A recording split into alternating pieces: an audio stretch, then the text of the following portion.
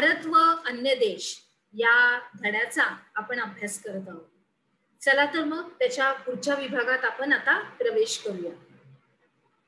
तर आता भारत अमेरिका संबंधामध्ये आमूलाग्र परिवर्तन घडून आलं. 2005 मध्ये झालेला संरक्षण विषयक सहकार्याचा करार आणि 2008 मध्ये झालेला आण्विक सहकार्याचा करार हे भारत आणि अमेरिका यांच्या संबंधातील अतिशय महत्वाचे टप्पे आहेत. आणि गेल्या 5 वर्षात भारत आणि अमेरिका यांच्या दरम्यान सर्व क्षेत्रामध्ये सहकार्याचा संबंध असे निर्माण झालेले आहे. आता आपला पुढचा देश आहे रशिया. तर भारत आणि सोव्हिएत रशिया आणि आत्ताचा रशिया यांच्यामध्ये सुरुवातीपासूनच मैत्रीचे संबंध होते. शीतयुद्धाच्या काळामध्ये 1971 मध्ये त्यांच्यामध्ये मैत्रीचा करार झाला आणि मग त्यातूनच संरक्षण विषयक तसेच आर्थिक आणि तंत्रवैज्ञानिक अशा सहकार्याला मोठी चालना मिळाली. सोव्हिएत रशियानं भारताला मोठ्या प्रमाणावर आर्थिक आणि लष्करी मदत सुद्धा दिली होती. सोव्हिएत रशियाचं विघटन झाल्यानंतर भारतानं रशियाशी संबंध वाढवण्याचा प्रयत्न केला. सुरुवातीला रशियातील राजकीय आणि आर्थिक याच्यामध्ये काही समस्या आल्यामुळे त्यांच्या संबंधामध्ये फारशी सुधारणा झाली नाही. पण 1996 नंतर भारत आणि रशिया यांच्यातील संबंध हळूहळू सुधारायला लागले. व त्याच्यामध्ये लष्करी सामुग्रीचे उत्पादन, खनिज तेल उत्पादन अशा क्षेत्रामध्ये भारत आणि रशिया यांनी संयुक्त प्रकल्प असे उभा केलेले आहे. पुढचा आपले देश आहेत युरोपीय राष्ट्र. तर युरोपीय राष्ट्रामध्ये आपण आता बघूया की भारत आणि युरोपीय राष्ट्रामध्ये कशा प्रकारचे संबंध आहेत. युरोपीय राष्ट्र आणि भारत यांच्यामध्ये व्यापारी संबंध आहे. कसे संबंध आहेत? व्यापारी. तर प्रामुख्याने आपण बघितलं तर जर्मनी आणि फ्रान्स ही राष्ट्र भारतामध्ये तंत्रज्ञान क्षेत्रामध्ये मोठ्या प्रमाणावर गुंतवणूक करतात आणि याच्याशिवाय भारताला शस्त्रास्त्र निर्मितीचे तंत्रज्ञान देखील युरोपीय राष्ट्रांकडूनच मिळते. तर अभियांत्रिकी आणि माहिती तंत्रज्ञान या क्षेत्रामध्ये भारत हा मोठा निर्यातदार देश आहे. खुल्या व्यापारावर भर हे दोघांचेही प्रमुख उद्दिष्ट आहे. त्याच्यानंतर याच्या व्यतिरिक्त भारत आणि युरोपियन राष्ट्र ही इतर अनेक बाबतीमध्ये सहकार्याची भूमिका एकमेकांबरोबर करतात.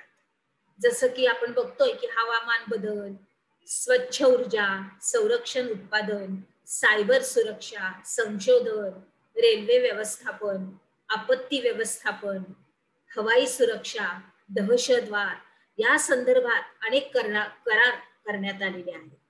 आणि या भारताच्या आपल्या विकासासाठी हे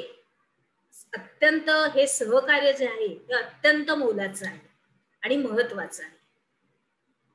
आलं लक्षात इथपर्यंत? आता पुढे जाऊया. आता भारत आणि आफ्रिका खंड. तर भारत आणि आफ्रिका खंड यांच्यातील सहकार्यासाठी भारतानं जाणीवपूर्वक अशी पावलं उचललेली आहेत.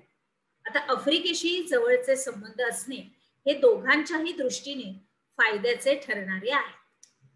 आफ्रिकेतील अनेक देश हे वेगाने आर्थिक प्रगती करत आहेत आणि आफ्रिकेतील तरुण वर्गाचा सर्वांगीण असा विकास होण्यासाठी मदत करण्याची तयारी भारतानं दाखवली आहे.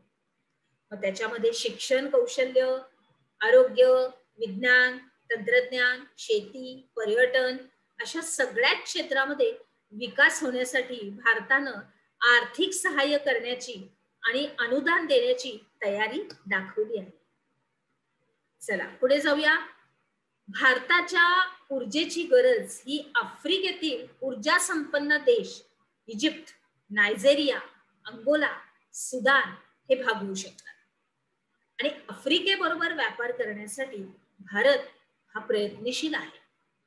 2015 मध्ये झालेल्या भारत आणि आफ्रिका ह्या शिखर परिषदेला आफ्रिकेतील सर्व म्हणजे जवळजवळ 54 राष्ट्रांचे प्रतिनिधी हे उपस्थित होते आणि या परिषदेमध्ये अनेक जागतिक प्रश्नांवर ही चर्चा केली गेली. उदाहरणार्थ आपण बघितलं तर हवामान बदल, दहशतवाद, सागरी चाचेगिरी इत्यादी इत्यादी. आता आपला पुढचा देश आहे इंडो पॅसिफिक. भारत आणि इंडो पॅसिफिक. तर इंडो पॅसिफिक क्षेत्रामध्ये प्रामुख्याने जपान, ऑस्ट्रेलिया, न्यूझीलंड आणि आग्नेय आशियाई राष्ट्रांचा समावेश होतो. आणि या सर्वच राष्ट्रांशी भारताचे घनिष्ठ आणि आर्थिक आणि व्यापारी असे संबंध आहेत आणि तिथल्या अनेक कंपन्यांनी भारतामध्ये गुंतवणूक केलेली आहे. आता आपण काय शिकलो या अंतर्गत पुढील विधानं चूक आहे की बरोबर ते सहकार्य स्पष्ट करायचंय. श्रीलंका सरकारच्या मदतीसाठी भारतानं शांती सेना पाठवली. अर्थात विद्यार्थी मित्रांनो, तुम्हाला याची नोंद तुमच्या व्यवस्थित वहीमध्ये करायची. चला तर पुढे जाऊया.